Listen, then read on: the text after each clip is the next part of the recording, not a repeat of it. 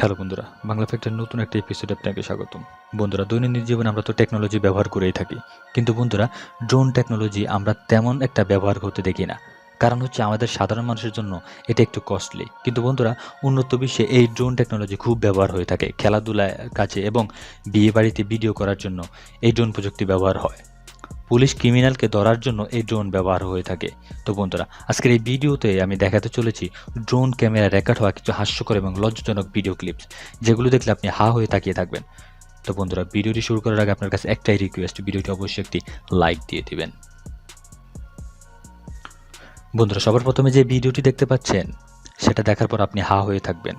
সমুদ্র থাকা এই লোকটি জানেন না তার আশেপাশে এমন একটা বিপদ ঘুরে বেড়াচ্ছে। তার পাশে বিরাট একটা শার্ক ঘুরে বেড়াচ্ছে, 9 ফিট লম্বা একটি শার্ক তার পাশে ঘুরে বেড়াচ্ছে। ড্রোন ক্যামেরা যদি এটি রেকর্ড না হতো তাহলে হয়তো আপনিও এটা বিশ্বাস করতেন না। তো বন্ধুরা, চলুন আর একটি ভিডিও দেখুন। লোকটি সমুদ্রের কিনারে হাঁটছিল, তার পাশেই 11 ফুট লম্বা একটি টাইগার শার্ক ঘুরে বেড়াচ্ছে। বন্ধুরা, এই ভিডিওটিও ড্রোন ক্যামেরা রেকর্ড হয়েছিল। পরে যখন লোকটি এই ভিডিওটি দেখলো, সে বিশ্বাসই করতে পারছিল না। বন্ধুরা, পরের ভিডিওটি দেখুন। একজন বাইক রেসার জ্বলন্ত গতিতে আসছিল। রেসার বুঝতেই পারেনি যে তার সামনে একটি ড্রোন রয়েছে। রেসার বাইক নিয়ে উড়ে এসে ড্রোনের উপরে পড়ল। রেসার তো বেঁচে গেল বন্ধুরা, কিন্তু ড্রোনটি ভেঙে চুরমার হয়ে গেল। বন্ধুরা, ভালোভাবে দেখুন এই ড্রোনটির সাথে কি হয়েছে। বন্ধুরা, গাড়ি রেসিং তো দেখেছেন নিশ্চয়ই। এই গাড়ির রেসিং এর ভিডিও করা হয় ড্রোনের মাধ্যমে। হঠাৎ করে একটি রেসিং কারের সামনে একটি ড্রোন এসে পড়ে। গাড়িটি চলন্ত গতিতে নিচে থেকে উপরের দিকে উঠে আসছিল। হঠাৎ করে সামনে একটি ড্রোন পড়ল। গাড়ির তো কোনো ক্ষতি হয়নি, কিন্তু বন্ধুরা ড্রোনটি ভেঙে চুরমার হয়ে গেল। বন্ধুরা, আপনি যদি আমার চ্যানেলে নতুন হয়ে থাকেন তাহলে অবশ্যই চ্যানেলটি সাবস্ক্রাইব করে বেল আইকনে ক্লিক করে রাখবেন।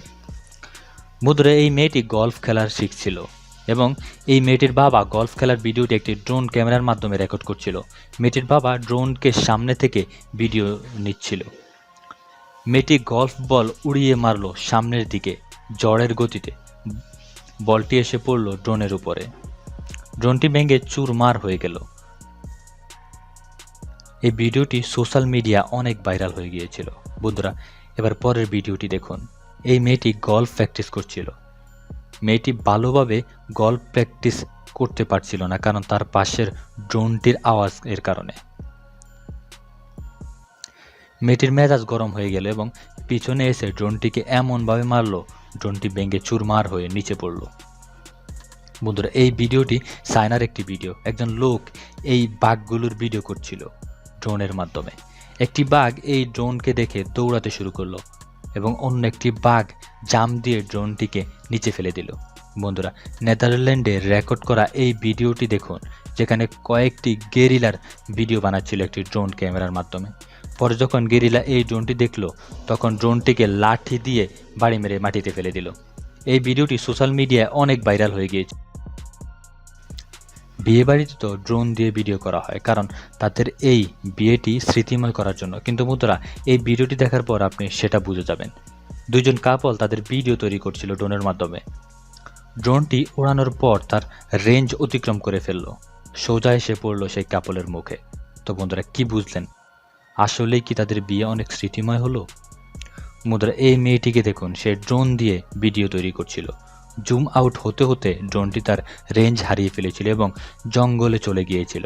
পরে গাছের সাথে ভেঙে চুরমার হয়ে গেল।